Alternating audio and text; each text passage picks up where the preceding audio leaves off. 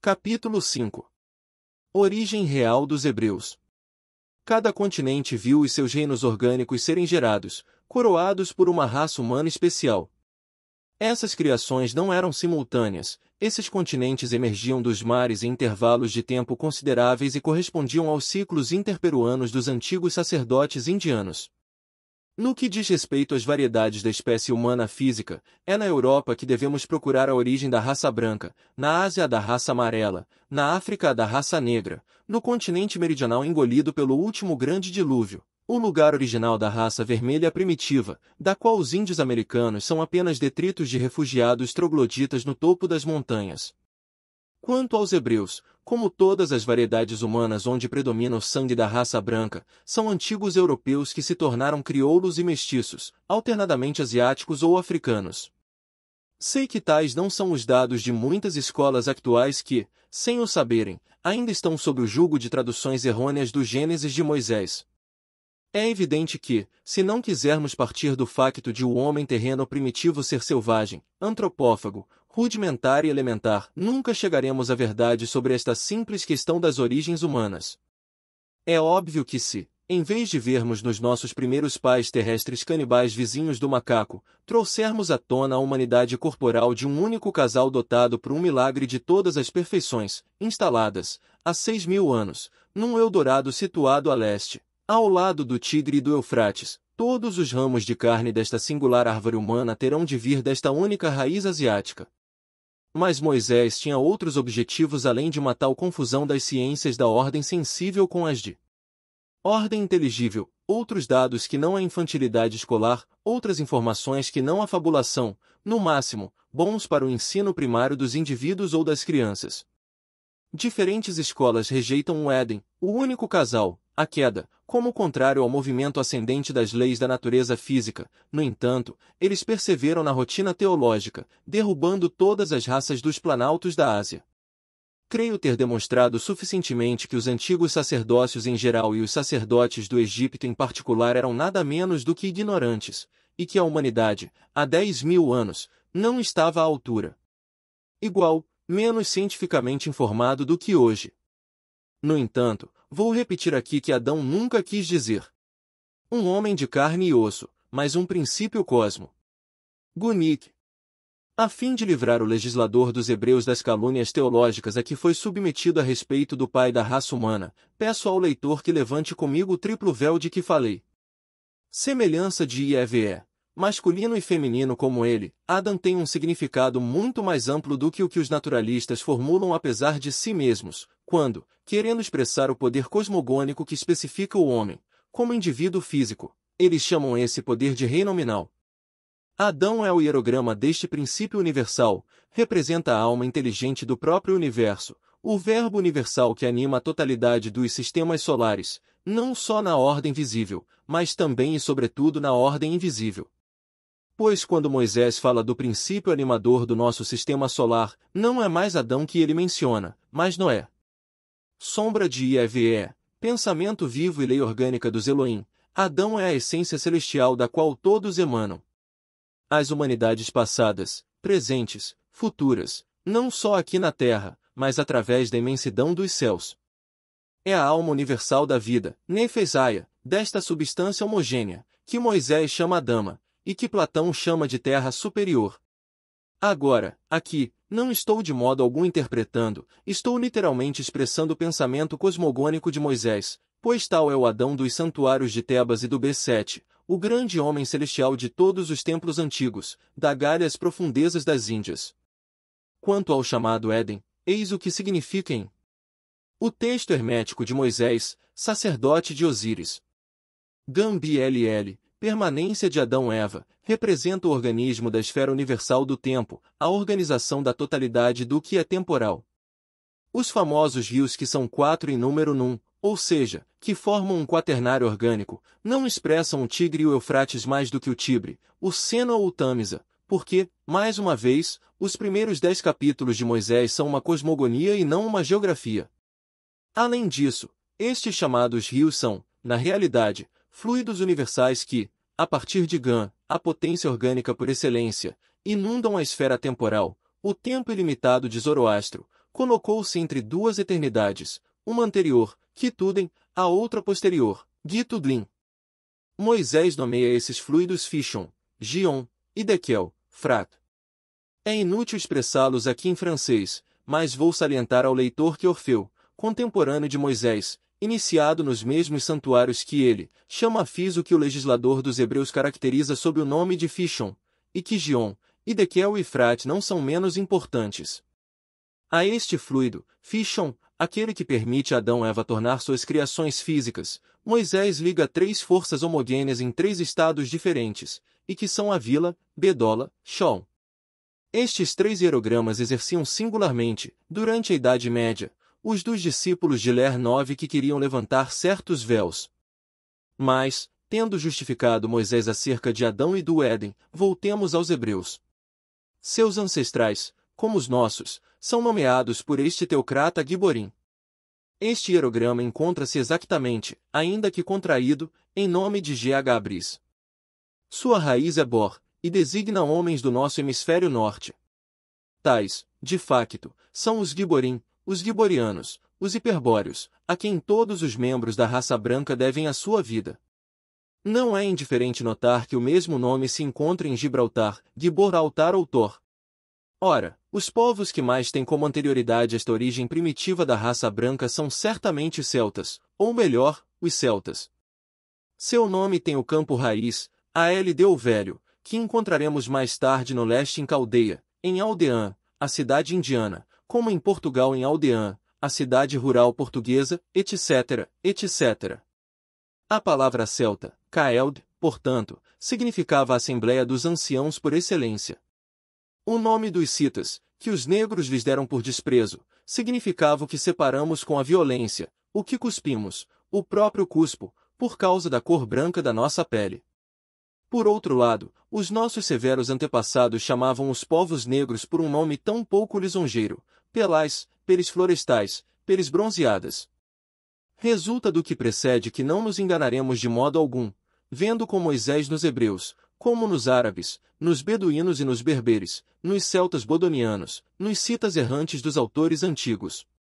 Além disso, todos estes povos levaram do sul e do ocidente europeu numerosos sinais originais. Irrefutável, como evidenciado pela linguística, antropologia e arqueologia.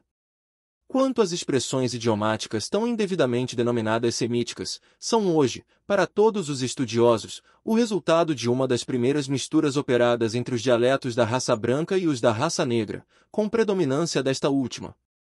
Emigrantes, não como conquistadores, mas como fiéis ao princípio masculino, perseguidos, expulsos após batalhas sangrentas pelo colégio dos druidas, os celtas bodonianos seguiram duas rotas diferentes, ambas as quais os levaram aos reinos, impérios ou colônias da raça negra, então senhora do mundo e em plena civilização. Alguns cruzando Gibraltar, o limite dos giborianos de Tor, já que os borístenes eram seu limite a leste, entraram na África e foram reunidos pelo Estado Social egípcio e etíope. Os outros, a seguir, da Península Ibérica e de Catã, ou Occitânia, as costas do sul da Europa, afundaram-se nas colônias negras da Itália e da Grécia, ou nos reinos negros do Cáucaso, da Crimeia, da antiga Pérsia, onde fundaram o Lebire, um pequeno reino branco, que precedeu a conquista do Irão pela raça branca, diz o Sechaname. Através da Etiópia e da antiga Pérsia, uma parte considerável dos povos que nos ocupam ganhou também a Arábia, os reinos do Tigre e do Eufrates, finalmente, o grande império dos negros, chamado por isso a Índia. Na época extremamente antiga desses exós, três raças foram sobrepostas na África, na Ásia, em o Cáucaso e, finalmente, em todas as costas do Mediterrâneo, numa civilização e em cidades colossais.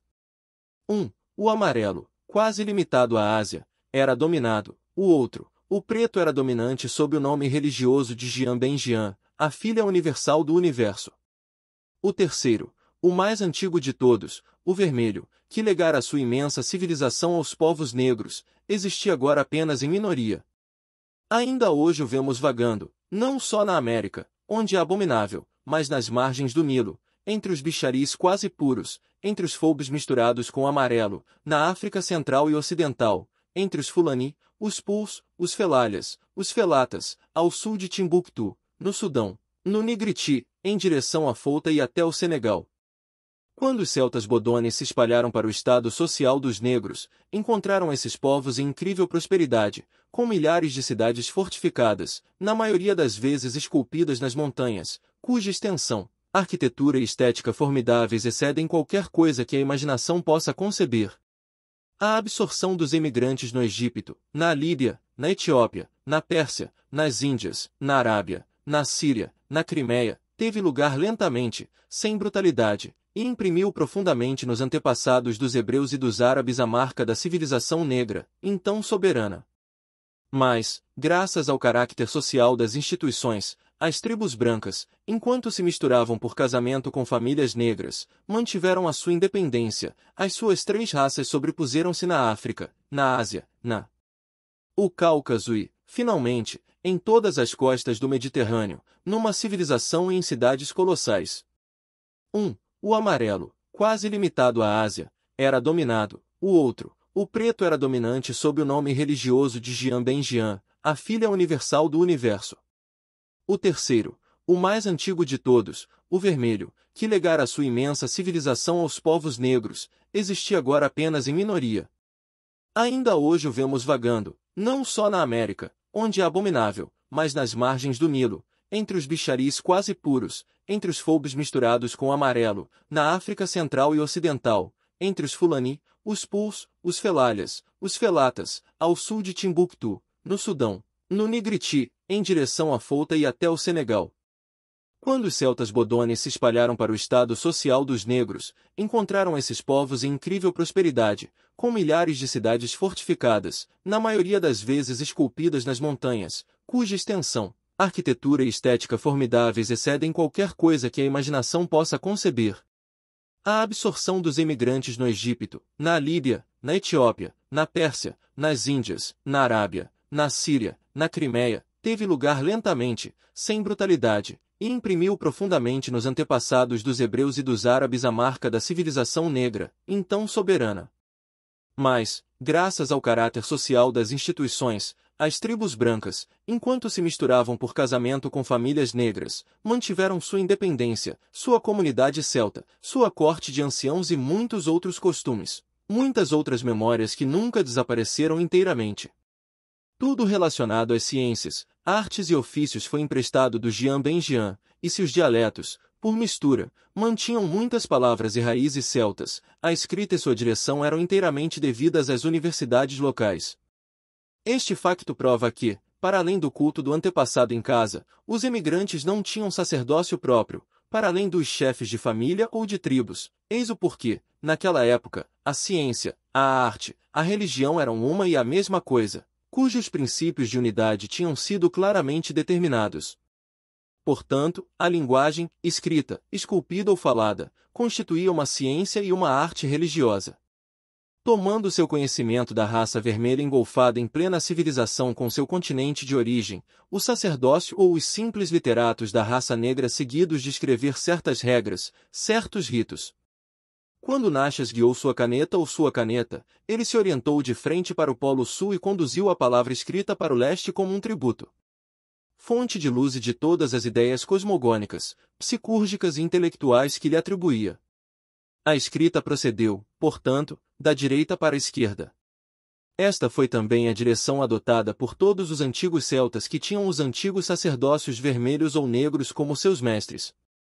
Essa direção persistiu por muito tempo na própria Europa, nas colônias do Jian Ben Jian, que deram aos nossos ancestrais bárbaros sua escrita cursiva, de acordo com o significado da palavra runas. Êxodos, todo o Mediterrâneo foi durante muito tempo chamado de Mar Negro, o Mar de Peles Bronzeadas, Pelais, consequentemente, Pelagos. Foi apenas muitos séculos depois que recebeu o nome de Grande Verte, que os celtas europeus, outrora mestres do Egito, lhe deram. No norte, pelo contrário, o mar tomou o nome geral de Mar Branco ou Mar Branco. Mais de 1000 anos antes destes êxodos, toda a costa da Europa meridional e ocidental tinha sido coberta por enormes fortes, gigantescos muros ciclópicos, pelos colonos da raça negra. Este último, atraído pela riqueza mineral, tratou a raça branca como esta, de Cristóvão Colombo, tratou os vermelhos da América. Esta conquista e o seu objetivo impressionaram-se na mente dos bárbaros europeus como a ideia do mal por excelência, que permanece ligada na nossa raça à própria ideia do Polo Sul. Este é Sati, Sete, Sotis, Saturno, Satan, Sul. O inferno dos teólogos originou-se nas entranhas do nosso continente, onde, sob o olhar do engenheiro negro ou capataz, o homem branco quebrou as rochas, cavou as galerias, escavou a terra, extraiu o minério e levou-o para as fornalhas do vencedor. Mas o europeu tinha para ele o abrigo do seu escudo, do seu clima. No entanto, sempre sendo capaz de recuar, ele sempre se abriu para atacar. Uma vez que o jugo foi abalado, após séculos de lutas colossais e incessantes, os druidas, os sacerdotes dos Giborim, mudaram gradualmente a direção das runas, em Grécia, na Etrúria, na Gália, na Península Ibérica e, para uma maior razão, o norte da Europa. Mestres de sua própria intelectualidade despertados pelos corpos eruditos da raça inimiga, os druidas traçaram a palavra escrita, orientando-se no polo boreal e direcionando a mão do oeste para o leste, da esquerda para a direita. Além disso, todas as escrituras que, no resto do mundo, seguirão este último mês de março, detectarão uma origem europeia, afirmarão uma conquista armada da raça branca, uma vitória dos celtas do nosso continente, qualquer que seja o caráter demótico ou sacerdotal, sinais fonéticos ou ideográficos, qualquer que seja a mistura que a raça conquistadora poderá operar entre a sua própria língua e a da civilização invadida. Quanto às migrações dos Bodones, das quais os hebreus derivam sua origem, elas permanecerão marcadas pelo selo intelectual da raça negra, tanto na direção da escrita quanto na predominância dos dialetos pelasgicos, tanto no gênio ideográfico quanto no espírito científico dos monumentos sagrados. A causa disso é, mais uma vez, que essas expatriações levaram voluntariamente esses emigrantes a adotar os costumes do estado social onde buscavam refúgio, não como senhores, nem como conquistadores, mas como anfitriões e discípulos. Por sua vez, esta infusão de sangue celta também influenciará, em certa medida, mesmo nos próprios dialetos pelágicos, basco, etrusco, egípcio, etíope, siríaco, caldaico, zend, protomedes, acadiano, etc. Todas essas línguas, com exceção do basco, que está mais intimamente ligado aos dialetos da antiga raça vermelha, permitirão facilmente ao linguista atento vislumbrar seu parentesco com o celta primitivo, como abriu seus antigos tesouros de sabedoria, ciência, de amor, aos pobres celtas bodonianos, fiéis ao princípio do mês, banidos da Europa pelos druidas brancos. Esta palavra bodona soa como uma melodia sombria. Significa sem uma cama, sem uma casa de campo, e nós a encontramos na de beduínos. Este é o nome patronímico daqueles que ficarão sem pátria. Jó, cujo hieróglifo era o cão de Sírios, e que significa a exaltação da alma em extrema alegria ou em extrema dor, Jó, da qual vem a nossa palavra jubileu e júbilo, que agora aplicamos apenas às sensações felizes do espírito, será o símbolo coletivo desta raça errante, atormentada por toda a terra por uma nostalgia incurável. Este poema cabalístico será verdadeiramente a canção dos bodones afastados em todos os lugares dos santuários femininos, clamando em todos os lugares ao Deus masculino, para pedir-lhe a suprema sabedoria e ciência, que os santuários masculinos da Pérsia, Índia e Egito lhe concederão apenas ao custo de 1000 provações. Nobre raça que, desenraizada desta forma, há quase 9000 anos, do seu país de origem, foi condenada a não ter pátria senão toda a terra. Não podemos vê-la sem emoção, no fundo deste passado doloroso, fugindo dos celtídeos com as florestas vibrantes, os dolmens e as facas ensanguentadas dos druidas. Através das margens, dos mares, das ilhas, das montanhas, dos desertos, de civilização em civilização, aqui vagueiam para sempre, no sul da Europa, em África, na Ásia, atravessando no tempo e no espaço todos os ambientes humanos, todas as sociedades, e preservando os ecos intelectuais, como a concha onde o ouvido ouve as vozes infinitas do oceano. É através desses irredutíveis que as correntes mais divinas da ciência e da sabedoria antigas virão até nós, é através desses homens de pescoço duro que nenhum poder político jamais poderá subjugar, que as palavras de ordem científicas e sociais da grande iniciação dórica dos Abramidas e Moisés serão transmitidas a nós, de quem Jesus Cristo, o Galileu, clamará a toda a humanidade. Assim, o fio de aço transmite-nos a mensagem do relâmpago. Desde aqueles tempos remotos, nas profundezas dos santuários da Gália, as profetisas tinham predito que o Salvador do mundo nasceria de uma virgem, e o último esforço ontológico dos celtas bodonianos levantaria, das profundezas da Galileia, sobre a Europa de joelhos, Maria segurando Jesus nos braços, coração radiante da humanidade. Como seriam esses bodones felizes em seu tide? Proventos, gascões, nada menos, mas também nada mais no grande trabalho orgânico da raça humana. Outros destinos os aguardavam, e ainda os reivindicam no futuro, tanto para sua própria felicidade como para a de todos os homens.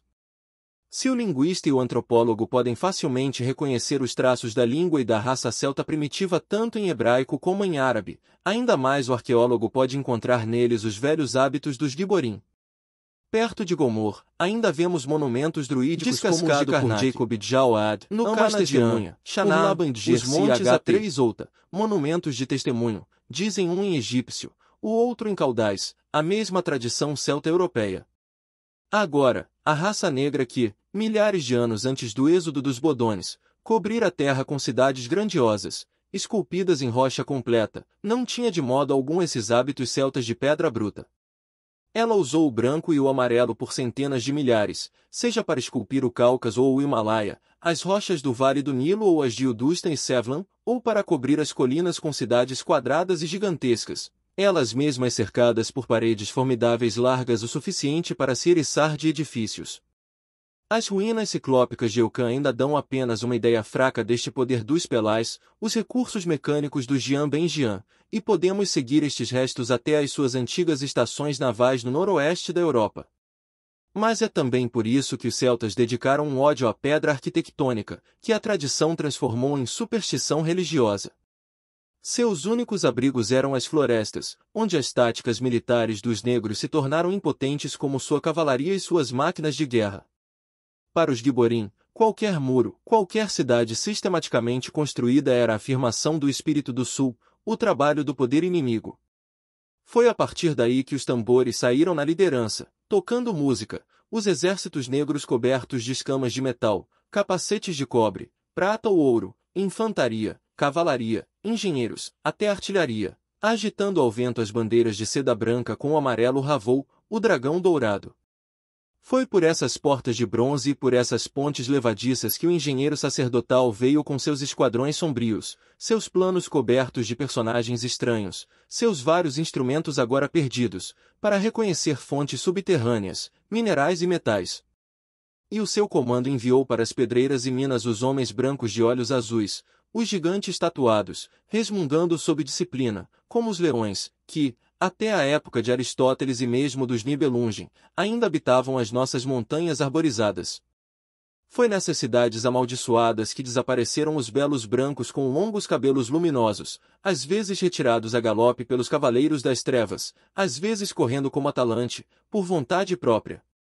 Também a maldição dos druidas e dos druidas, a imprecação dos ovates e dos eubages, a fúria dos heróis e dos cães trovejaram contra a civilização, contra a cidade negra, contra a pedra esculpida. 7.000 anos depois, a voz do último Odin, Frigg, filho de Fridulf, nativo de Asgard, ex-tenente de Mitrídates derrotado, reunirá do Cáucaso ao Atlântico todos os antigos celtídeos e, através de milhões de seios brancos, rugirá. As mesmas imprecações contra Roma, filha de Babel, cidade de sangue misto, contra o seu império arbitrário, contra o império dos crioulos. Mas esta pedra prostituída pelos demônios do sul, estes granitos, estes são os ossos veneráveis da velha terra viva, da velha mãe, formidável esposa do céu vivo. Temos de vingar estes ossos pela indignação do dragão do sul. Eles serão as sagradas testemunhas dos juramentos e o pulso dos brancos, eles se levantarão e se moverão de si mesmos para suas orações mágicas, eles fluirão do sangue dos sacrifícios aos antepassados reunidos inueis aos raios da lua. Não é porque não o possam fazer que os celtas deixem estes ossos, estes fragmentos do esqueleto de Herta sem cortes, é porque já não querem, tendo feito demasiado, como prisioneiros militares a serviço da raça negra. Eles vão brincar com esses blocos como crianças com dados, eles vão montá-los como skittles em memória de seus líderes, eles vão empilhá-los como ossículos em honra dos gênios e dos deuses, eles saberão como Organizem um equilíbrio tão maravilhoso, que com o dedo mindinho uma criança fará tremer, palpitar, sussurrar massas de granito pesando milhares de quilos. Os sacerdotes, os bardos de ambos os sexos evocarão do seio da atmosfera atormentada o povo diáfano das almas. Diante deles, os heróis renovarão os terríveis juramentos, e cada tribo levantará a sua pedra como testemunho de uma batalha vencida, de uma vitória a ganhar, de uma memória a perpetuar. É sob esse impulso atávico que veremos novamente em Josué, Live 3, 16, 17, Live 4, 9, 20, os hebreus que chegam ao Ancanate, arquivam, empilham, justapõem enormes pedras brutas, como seus irmãos, os árabes, como seus ancestrais, os guebras, como seus ancestrais, os celtas, filhos do antigo Gibor, Intramoim Gibor, ele, os poderes do polo boreal. Ainda hoje, os celtas da Irlanda, como no tempo de Ossian, juram pelos poderes, que já foi invocado na famosa Pedra do Poder. Josué moribundo reunirá em Siquém seus celtas bodones misturados de negros, vermelhos, e se tornará o israelitas. Ele irá lembrá-los de que foi para organizar Ieve nas sociedades humanas, que Moisés os constituiu em um corpo de nação, que foi para fazer Ieve na terra como no céu que eles foram retirados de Mitzraim, e ele os fará jurar lealdade a Ieve. Então, em comemoração a este juramento solene, ele agirá como um velho druida, escolherá uma pedra enorme e a fará ficar debaixo do altar que fica perto do santuário do Senhor. Instruído por Moisés, sacerdote de Osíris, sobre a verdadeira origem dos bodones celtas, Josué, um iniciado egípcio, agirá, assim como o sacerdócio das florestas europeias ao mesmo tempo. Israel se comportará como Judá. No Monte Garizim, o El-Haraká, lugar do altar, que se tornou o El-Aquerbelata, um dia oferecerá apenas 10 pedras em vez de 12, 10 massas rochosas não cortadas. A desolada Samaria terá visto duas tribos renunciarem à sinarquia trinitária, instituída por Moisés, em favor de uma monarquia política, e das 12 pedras zodiacais, dos 12 testemunhos com o nome de Israel, restarão apenas 10. O Haraká dos Garizim e o altar construído por Josué serão ambos monumentos druídicos. Os mesmos traços celtas serão encontrados em Deuteronômio, em Levítico e em Êxodo. Não faça ídolos para si mesmo, não sofra com imagens esculpidas, não tolere em seu país pedras figuradas. Se me edificardes um altar de pedras, não as corteis. Levantar o cinzel sobre eles é profaná-los. Muitos milhares de anos antes de Moisés, os celtas bodonianos, na Espanha, na Itália, na Grécia, no Cáucaso, no Ebire, permaneceram fiéis a este antigo protestantismo da raça branca contra as civilizações antigas. A figuração das potências cosmogônicas, a sua atração seguida da unção com óleo, era feita em pedras, celestes ou terrestres, mas não cortadas.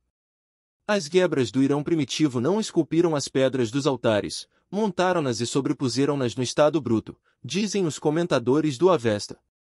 O trabalho de pedra e ferro sobre o qual a cidade repousa tornou-o a torno impuro, o fiel branco Ator, a borda em Ogas, do Atlântico ao fundo do Tatara. Ainda hoje, é bom observar que um camponês irlandês e um tártaro uigur se entendem, quase tão facilmente como um bretão de Roscoff e um celta do país de Gales. A antiga maldição dos druidas contra toda a civilização política soará onde quer que os bodones vaguem, e será confirmada na pedra que esculpimos, não só nos nossos 3 continentes, mas também na América, pelas migrações dos bodones do mar, dos celtas escandinavos, isto é, vagando em navios. Em seus símbolos profundos e científicos, os celtas que se tornaram egípcios dirão que é com uma arma de ferro que colocam, Sol, Bulbo, Tifon, o gênio do sul. Feriu Osíris até a morte, a unidade viva, o Deus social de toda a raça humana. Assim, eles apenas repetirão o que a raça negra Salvage, 24.000 anos antes, tinha falado da raça vermelha e refez-lo até que ele sucedeu, e produziu, também, arquitetos admiráveis e escultores maravilhosos. Este horror do ferro entrará mesmo com os Giborim nos templos da Ásia. É verdade que a siderurgia deste último se estendeu ao cobre. Então, como hoje em dia, mas com um espírito completamente diferente, os arqueólogos sagrados reunirão nos museus dos templos as ferramentas dos ancestrais, seus instrumentos de sílex e obsidiana.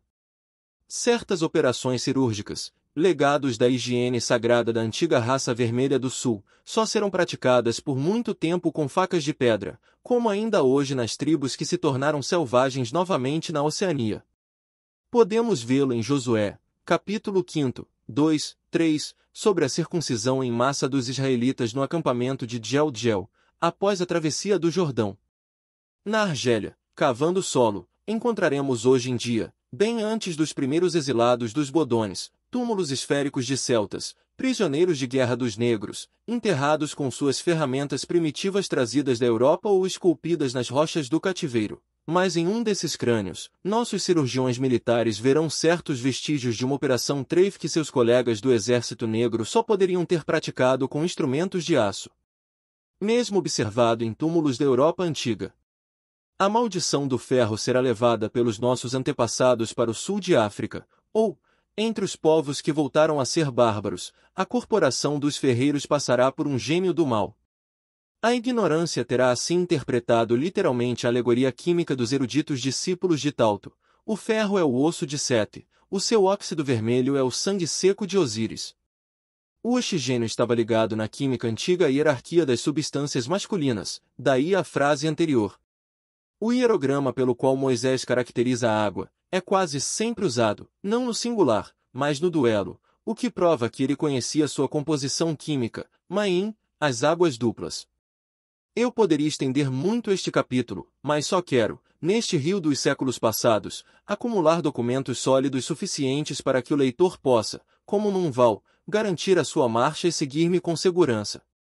Espero ter cumprido este objetivo e que nos judeus, os europeus que me leram, vejam doravante apenas as mais vivas das nossas antigas tribos, as mais bem preservadas, depois de 9.000 anos, as mais bem organizadas sob os terríveis golpes do tempo, dos povos hostis e do destino, como um metal bem forjado pelo martelo no calor da prova. Certamente, quando esses bodones deixaram a Europa, eles não estavam cientes da missão para a qual, de cima, a providência os reservou. Social acima de tudo, como os celtas, irredutível a toda a mecânica política, todo o governo pessoal, levaram consigo o culto dos antepassados, a comuna celta, o juízo arbitral. E estas instituições, por mais elementares que sejam, conservaram a sua fisionomia durante 90 séculos, e até hoje ganham força.